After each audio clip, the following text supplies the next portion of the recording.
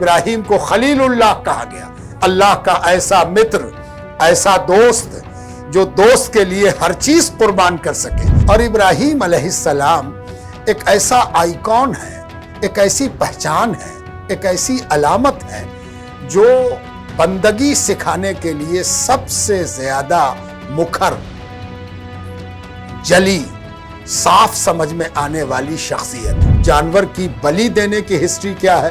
تو یہ ہسٹری پہلے سے موجود ہے۔ اسلام کا مقصد یہ ہے کہ جانور کی قربانی بھی ایک طرف اللہ کو راضی کرنے کا سبب بنے، دوسری طرف دوسرے انسانوں کے لیے بھلائی، اچھائی اور کھانے پینے میں آسانی کا سبب بنے۔ جب بھی کسی سے امتحان لیا جاتا ہے تو امتحان کا ایک ایتھک، ایک طریقہ یہ ہے کہ امتحان جس لیول کا امتحان دینے والا ہوتا ہے اسی لیول کا امتحان ہوتا ہے۔ یعنی یہ ساری باتیں اس لیے سکھائی گئیں تاکہ یہ بھی سیکھ لیا جائے کہ قربانی صرف جانور کی بلی دینا نہیں ہے، بلکہ جانور کے پرتی انسان کا کیا کرتویہ ہے یہ بھی کلیئر ہو جائے اور واضح ہو جائے۔ حضرت ابراہیم نے یہ سکھایا کہ سب کا پالنہار ایک ہے، سب اسی کے پیدا کیے ہوئے ہیں اور سب کو اپنے پالنہار کو کبھی بھلانا نہیں چاہیے۔ خود یہاں ویدک سنسکرتی میں اور یہاں کے سناتن دھرم میں بلی دینے کا بہت پرانا اتہاس ہے۔ ایسے کامن پیغمبر ہیں جن کی اہمیت اسلام کے ساتھ ساتھ یہودیوں کے ہاں بھی اور عیسائیوں کے ہاں بھی مسلم ہے۔ جب کسی کو ہم پالتو جانور بناتے ہیں اسی کی قربانی ہوتی ہے، کسی دوسرے کی قربانی نہیں ہوتی۔ یہاں پر ایک کنسپٹ صاف ہو جانا چاہیے کہ کسی جانور کو پکڑ لائے اور اس کو بلی دے دیا، قربانی کر دیا، اسلام اس کی اجازت نہیں دیتا۔ صاحب نصاب پر قربانی انیوارج ہے، سب پر انیوارج نہیں ہے۔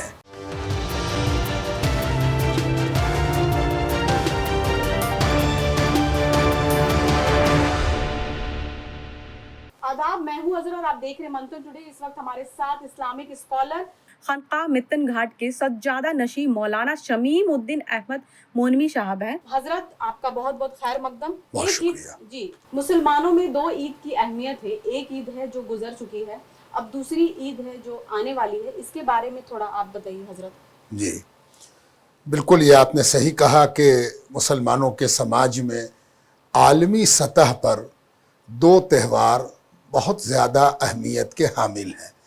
ایک کو ہم عید الفطر کہتے ہیں اور دوسرے کو ہم عید الاضحیٰ کہتے ہیں۔ عید الفطر رمضان سے متصل ہے، شوال کے مہینے میں منائی جاتی ہے اور وہ منائی جا چکی۔ دوسری جو حج کے مہینے میں 10 تاریخ کو منائی جاتی ہے جسے ہم عید الاضحیٰ کہتے ہیں اور وہ پیش نظر ہے۔ یہ جو عید الاضحیٰ ہے اس کو سمجھنے کے لیے پہلے یہ جاننا چاہیے کہ اسلام نے تہوار کا جو کنسپٹ دیا ہے اس میں بنیادی فلسفی یہ ہے کہ ہر تہوار منانے والوں کا رشتہ اللہ سے اور اللہ کے بندوں سے صحت مند بناتا ہے۔ یعنی تہوار اس لیے آتا ہے کہ اپنے پیدا کرنے والے، پالنے والے، کریٹر، رچయిتا سے رچنا کا سمبند ہیلدی ہو جائے، صحت مند ہو جائے، اللہ سے بندے کا تعلق بہتر اور صحت مند ہو جائے۔ دوسرا مقصد تہوار منانے کا یہ ہے کہ بندوں کا بندوں سے تعلق، انسانوں کا انسانوں سے تعلق، مخلوق کا مخلوق سے تعلق بھی صحت مند ہو جائے۔ اس میں اگر کہیں پر کوئی گڑبڑی ہے، کہیں پر کوئی انہیلدی، غیر صحت مند کوئی بات ہے تو یہ تہوار اس کو درست کرنے کی کوشش کرتا ہے۔ یہ جو عید الاضحیٰ سامنے آ رہا ہے اس کا تعلق تاریخ سے ہے، ہسٹری سے ہے، اور یہ ہسٹری ہمیں وہ سکھاتی ہے جس کے نتیجے میں ہم اپنے پروردگار سے اپنے رشتے کو درست کر سکیں، خود اپنے بندگی کے لکشن کو پہچان سکیں اور اللہ کے دوسرے بندوں سے بھی اپنے تعلق کو صحت مند بنا سکیں۔ سب سے پہلے تو یہ جاننا چاہیے کہ یہ ایسی عید ہے جس کا تعلق ہزاروں برس پہلے کے ایک ایسے پیغمبر سے ہے جو پیغمبر سیدنا ابراہیم علیہ السلام کے نام نامی سے جانے جاتے ہیں، اور یہ ایک ایسے کامن پیغمبر ہیں جن کی اہمیت اسلام کے ساتھ ساتھ یہودیوں کے ہاں بھی اور عیسائیوں کے ہاں بھی مسلم ہے۔ یہودی جو خود کو حضرت موسیٰ علیہ السلام اور دوسرے بنی اسرائیل کے پیغمبروں سے وابستہ سمجھتے ہیں، خود کو ان کی اولاد سمجھتے ہیں، عیسائی بھی حضرت عیسیٰ علیہ السلام سے خود کو وابستہ کرتے ہیں، اور اسلام جو سارے پیغمبروں پر ایمان کی بات کہتا ہے، محمد الرسول اللہ صلی اللہ علیہ وآلہ وسلم، ان کے بھی کامن اینسیسٹر ابراہیم علیہ السلام ہے۔ اور ابراہیم علیہ السلام ایک ایسا آئیکن ہے، ایک ایسی پہچان ہے، ایک ایسی علامت ہے جو بندگی سکھانے کے لیے سب سے زیادہ مکھر، جلی، صاف سمجھ میں آنے والی شخصیت ہے۔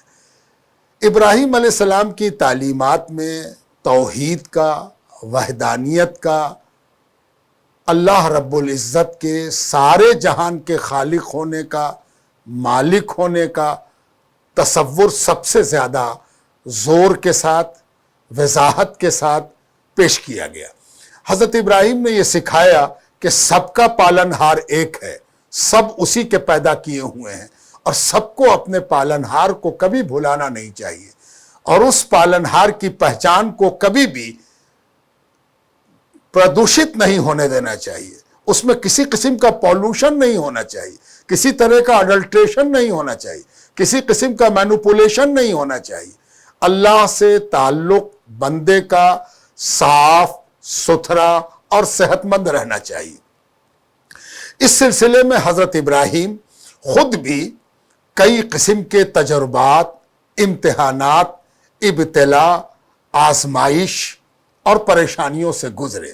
یہ دقتیں اس لیے بھی سامنے پیش نظر رکھنی چاہیے کہ ہم بھی اگر پیغمبر کے راستے پر چل رہے ہیں تو ہمیں بھی جو دقتیں واقع ہوں گی، چونکہ پیغمبر آئیڈیل ہے، تو آئیڈیل جب چلتا ہے تو پیچھے چلنے والوں کو چلنا سکھا دیتا ہے۔ تو حضرت ابراہیم علیہ السلام کی زندگی کے وہ واقعات قیامت تک کے لیے ایک آدرش ہیں، مثال ہیں۔ اس میں سب سے بڑا واقعہ یہ ہے کہ حضرت ابراہیم کو ایک لمبی مدت تک اولاد نہیں ہوئی، سنتان نہیں ہوئی، اور حضرت ابراہیم کے بال بھی سفید ہونے لگے، بڑھاپے کی رمق سامنے آ گئی۔ ظاہر ہے کہ آپ اندازہ لگا سکتے ہیں کہ حضرت ابراہیم جیسا پیغمبر جو دنیا کو راستہ دکھا رہا ہو، اپنی پیغمبری پر ایمان کی دعوت دے رہا ہو، وہ خود اگر اولاد سے محروم رہتا ہے تو وہ کتنی بڑی پریشانی، الجھن، ابتلا اور آزمائش سے گزر رہا ہے۔ اللہ تبارک و تعالیٰ نے ایسے وقت میں ان کو اولاد عطا فرمائی، اور جب اولاد دیر سے ہوتی ہے، سنتان دیر سے ہوتی ہے، تو سنتان سے محبت بھی ہوتی ہے، اور سنتان دینے والے سے بھی رشتہ مضبوط ہوتا ہے۔ دوسری بات یہ کہ جو سنتان ہوئی وہ چونکہ بہت دیر سے ہوئی تھی، بڑی امیدوں کے ساتھ ہوئی تھی، آشاؤں کے ساتھ ہوئی تھی، اس لیے سنتان سے محبت بھی تھی۔ جب سنتان تھوڑی بڑی ہوئی، باپ کے ساتھ دوڑنے لگی، ماں باپ کے ساتھ چلنے پھرنے لگی، پرشنوں کا اتر دینے لگی، ماں باپ کی خوشیوں کا ٹھکانہ کیا رہا ہوگا کہ اتنی خوشیاں حاصل ہوئیں۔ جب یہ اولاد بڑی ہو گئی تو ایک بڑے امتحان کی گھڑی آ گئی، اور وہ گھڑی ایسی تھی کہ حضرت ابراہیم سے کہا گیا کہ تم میرے اوپر ایمان رکھتے ہو کہ میں نے تم کو پیدا کیا ہے، اور میں نے تم کو سنتان دی ہے، میں نے تم کو اس لائق بنایا ہے کہ دنیا کے لیے آئیڈیل ہو جاؤ، تو میرے لیے کچھ کرو گے، میرے لیے کچھ خاص کرنا چاہو گے؟ ظاہر ہے کہ حضرت ابراہیم کا جواب پازیٹیو تھا کہ ہاں، ہم آپ ہی کے بندے ہیں، آپ ہی کی بندگی کرتے ہیں، اور آپ ہی کے پیغمبر ہیں، आप ही के भेजे हुए हैं, आप ही के नबी हैं, आप ही के रसूल हैं। यकीनन हम तो आपके लिए डिवोटी हैं, आपके लिए वक्फ हैं, तस्लीम और रजा की मंजिल से गुजर रहे हैं और आप ही की बंदगी सिखाते भी हैं। क्यों नहीं, हम आपकी बंदगी में हाजिर हैं। और जब हजरत इब्राहिम से कहा गया कि अच्छा ऐसा है, तो अपने सबसे पसंदीदा चीज को, जो सबसे ज्यादा प्रिय हो, जो सबसे ज्यादा तुम्हारे दिल को छूती हो, क्या उसे मेरे लिए दोगे? मेरे लिए उसको मेरी राह में कुर्बान करोगे? मेरे लिए उसको बलिदान दोगे? क्या उसकी बलि भी देने को तैयार हो? अगर मालिक मानते हो और ये मानते हो कि जो कुछ तुम्हारे पास है सब मालिक का दिया हुआ है, रचयिता का दिया हुआ है, सब उसी की रचना है, सब उसी का पुरस्कार है, तो अगर वही देने वाला कभी तुमसे मांग ले तो क्या तुम उसके देने में तत्पर होगे या देर करोगे या सोचोगे? इब्राहिम ने कहा बिल्कुल हम तैयार हैं, सब कुछ आपका दिया हुआ है, आप जो मांग लीजिए। कहा जो सबसे ज्यादा पसंद हो वो मेरी राह में दे दो। बात यहां तक पहुंची कि सबसे ज्यादा पसंदीदगी की एक लिस्ट बनाई जाए, तो उसमें सबसे ज्यादा पसंदीदा चीज उनकी संतान थी। वो संतान जो बड़ी आशाओं के साथ हुई थी, जो बड़ी प्यारी थी, प्रिय थी, उसको अल्लाह की राह में कुर्बान करने की बात उठी। यहां पर एक बात बहुत साफ रहनी चाहिए कि जब भी किसी से इम्तिहान लिया जाता है तो इम्तिहान का एक एथिक, एक तरीका ये है कि इम्तिहान जिस लेवल का इम्तिहान देने वाला होता है उसी लेवल का इम्तिहान होता है। मैट्रिक लेवल से मास्टर लेवल का इम्तिहान नहीं लिया जाता, मास्टर लेवल वाले से मैट्रिक स्तर का प्रश्न नहीं पूछा जाता। इब्राहिम नबी हैं, पैगंबर हैं, रसूल हैं, अल्लाह से निकट हैं, करीब हैं, अल्लाह के जलवे उन्होंने बहुत करीब से देखे हैं। जाहिर है कि यह सवाल इब्राहिम से ही हो सकता था, किसी और से यह सवाल नहीं हो सकता। आज भी कोई कहे कि हम भी इस इम्तिहान के लिए योग्य हैं तो वो झूठ बोलता है, वो इस लायक नहीं है। ये इब्राहिम थे और इब्राहिम से लिया जाने वाला प्रश्न था, इम्तिहान था जो इब्राहिम से लिया जा रहा था। इब्राहिम तैयार हो गए और उन्होंने अपने बेटे को अल्लाह की राह में कुर्बान करने का अहद कर लिया, नियत कर लिया, इरादा कर लिया, बल्कि उस पर अमल की ठान लिया। और जब उस बेटे से कहा कि ऐसा ऐसा हुक्म है बेटे, तो बेटा भी कहा गया है कि अलवलद सिर्रुल अबी, बेटा अपने बाप का राज होता है। जैसे संतान में बाप का डीएनए पाया जाता है, बिल्कुल उसी तरह बाप का डीएनए ये बता भी देता है कि जब बाप, पिता, वालिद अपने अल्लाह के लिए, अपने रचयिता के लिए, अपने अल्लाह के लिए इस तरह डिवोटी हैं, तो उन्हीं का डीएनए किस अंदाज में बात करेगा।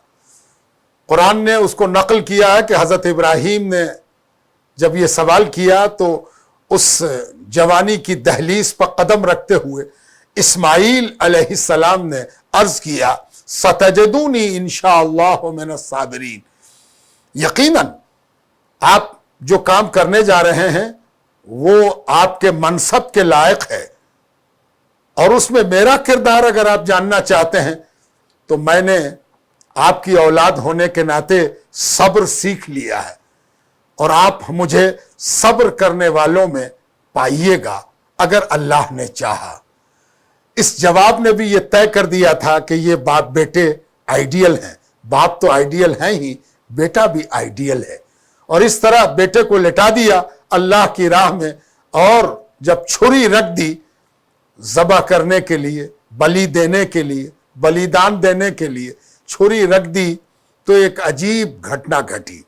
ये एक ऐसी घटना थी जिसमें संबोधन किया अल्लाह ने और अपने नबी से कहा कि मैंने तुम्हारा इम्तिहान ले लिया और तुम अपने इम्तिहान में पारंगत हो गए, तुम अपने इम्तिहान में कामयाब हो गए और मैंने तुम्हारा इरादा देख लिया, नीयत देख लिया, तुमने जो कदम उठाया वो मैंने देख लिया और उसको कबूल भी कर लिया, और मैंने इस्माइल को सलामत रख दिया है और एक बकरी भेज दी है जिसे तूने ज़बह किया है, और ये एक ऐसा काम बना जो पूरी दुनिया के लिए आदर्श बना, हर कौम के लिए आदर्श बना।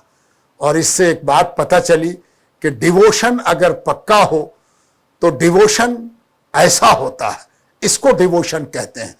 और इस डिवोशन को दुनिया के लिए एक ऐसा उदाहरण, एक ऐसी मिसाल बनाया गया कि हमसे कहा गया कि तुम उस लेवल के नहीं हो, तुम्हारे लिए यही बहुत है कि तुम उनकी सुन्नत पर अमल करते हुए, उनके तरीके पर अमल करते हुए अगर इस लायक हो कि बगैर किसी कठिनाई के कुर्बानी कर सको तो तुम एक बकरी कुर्बानी कर सकते हो, जानवर की कुर्बानी दे सकते हो। ये गोया एक हिस्टोरिकल बैकग्राउंड है। मतलब उसी वक्त से मतलब कुर्बानी देने की हुक्म इस्लाम में चालू हुआ। जी हाँ, अगर आप ये जानना चाहती हैं कि कुर्बानी की हिस्ट्री क्या है, जानवर की बलि देने की हिस्ट्री क्या है, तो ये हिस्ट्री पहले से मौजूद है। दुनिया में जितनी फिलॉसफी आई है, जितने धर्म आए हैं, जितने किस्म के मत पाए जाते हैं, उनमें से ज्यादातर ऐसे धर्म हैं जिसमें बलि का कंसेप्ट मौजूद है। खुद यहाँ वैदिक संस्कृति में और यहाँ के सनातन धर्म में बलि देने का बहुत पुराना इतिहास है।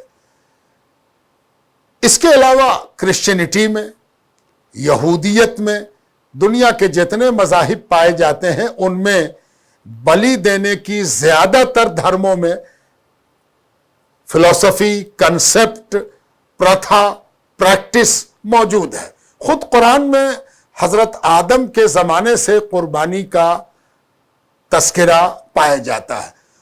अल्लाह ताला ने एक जगह जिक्र करते हुए फरमाया है कि हजरत आदम के दोनों बेटे हाबील और काबिल दोनों ने कुर्बानी दी थी। एक की कुर्बानी कबूल हुई थी, दूसरे की कुर्बानी पर सवालिया निशान था। इससे पता चलता है कि कुर्बानी की तारीख बहुत पुरानी है, लगभग हर धर्म में पाई जाती है। हाँ, अगर आप ये कहें कि गौतम बुद्ध ने या महावीर जैन ने अहिंसा का सबक दिया है, हिंसा से रोका है, तो मैं ये कहूँगा कि जब कोई प्रैक्टिस करने में अपने तौर पर हेल्दी प्रैक्टिस नहीं कर पाता तो उसको रोकने के लिए बहुत सी बातें कही जाती हैं। लेकिन ये बात तयशुदा है कि कुर्बानी देने और बलि देने का इतिहास बहुत पुराना, फ्रॉम टाइम इमेमोरियल है। इसलिए कुर्बानी का इतिहास बहुत पुराना है। लेकिन ये जो ईद कुर्बां है, ईद उल अज़हा है, इसकी तारीख हज़रत इब्राहीम तक पहुंचती है।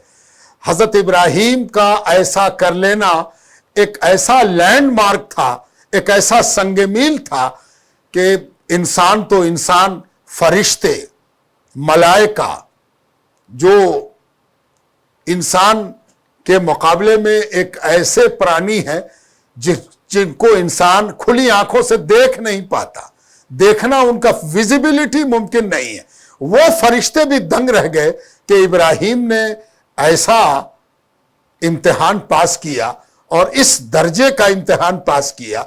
वो दंग और महवे हैरत रह गए कि दुनिया में जितनी मखलूक पैदा की गई है सबको अपनी संतान से बेपनाह प्यार होता है।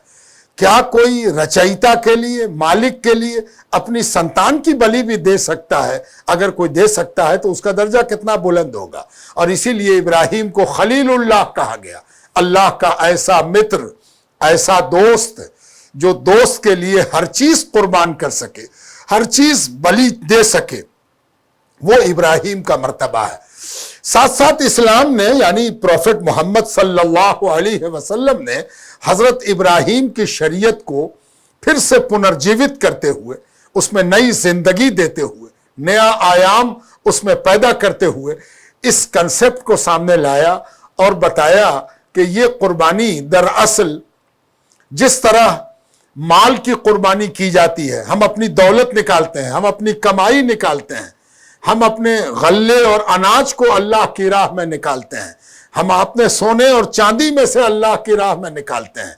ये सारी चीजें इस्लाम बताता है कि ये तुम्हें अल्लाह ने दी है, अल्लाह ने तुमको बरकत दी है, तुमको व्यापार में इजाफा किया है, तुम्हारी कमाई में बरकत दी है। तो जब बरकत दी है तो इसमें से कुछ हिस्सा तुमको दूसरे इंसानों के लिए निकालना है जिनके पास नहीं है, जो निर्धन हैं, जो परेशान हाल हैं, जो नीडी हैं, नीडी के लिए तुमको निकालना है। वो चीज जो तुम्हारी मिल्कियत है, जिसको तुमने बड़ा किया है, बरकत वाला अल्लाह ने उसको बना दिया है, उसमें से निकालो।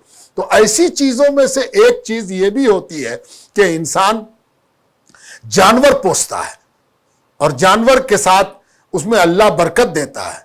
सैकड़ों हजारों की तादाद में जानवर उसके पास पैदा हो जाते हैं। तो वो जानवर की भी उसी तरह जानवर में से भी दान निकाले जैसे दौलत में से निकालता है, जैसे धन में से निकालता है, वैसे ही जानवर से भी निकाले।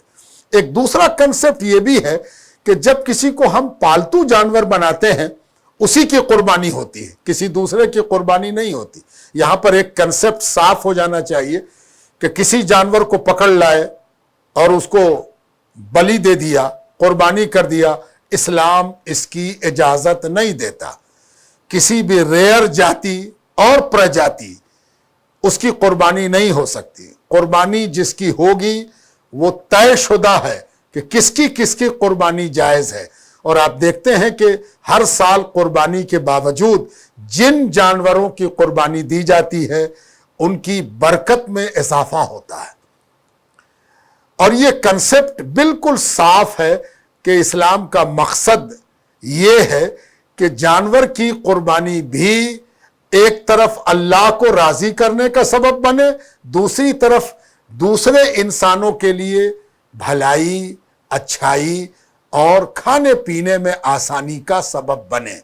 इसीलिए कुर्बानी का कंसेप्ट ये है कि जब तुम कुर्बानी करो तो उसका मांस खुद भी खाओ, अपने रिश्तेदारों में भी बांटो, और जो लोग नीडी हैं, जरूरतमंद हैं, उनको भी खिलाओ, उनके दरमियान भी बांट दो। यानी मैंने पहले जो कहा था कि हर त्योहार अल्लाह और अल्लाह के बंदों से रिश्ते को सेहतमंद बनाने के लिए किया जाता है, और इसीलिए ये बकरीद भी, ये ईद उल अजहा भी उसी कंसेप्ट को साफ करता है। कुर्बानी के सिलसिले में एक बात और याद रखनी चाहिए कि इस्लाम ने इसके लिए कुछ आइडियल उसूल भी तय किए हैं। सबसे पहले ये कि कुर्बानी वही करेगा जिसके पास अपनी सारी ज़रूरतों और आवश्यकताओं को पूरा करने के बाद इतना धन संपदा मौजूद हो कि अगर वो कुर्बानी करे तो उसको आगे ज़िंदगी गुजारने में कोई परेशानी ना हो।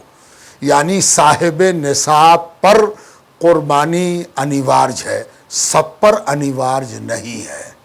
दूसरे ये कि जब वो कुर्बानी करेगा तो उसको कई बातों का ध्यान ज़रूर रखना है। सबसे पहले ये कि जिस जानवर की आप बलि दे रहे हैं उसका भी आपके प्रति, आपका भी कुछ कर्तव्य है उसके प्रति, उस कर्तव्य को भी पूरा करना है।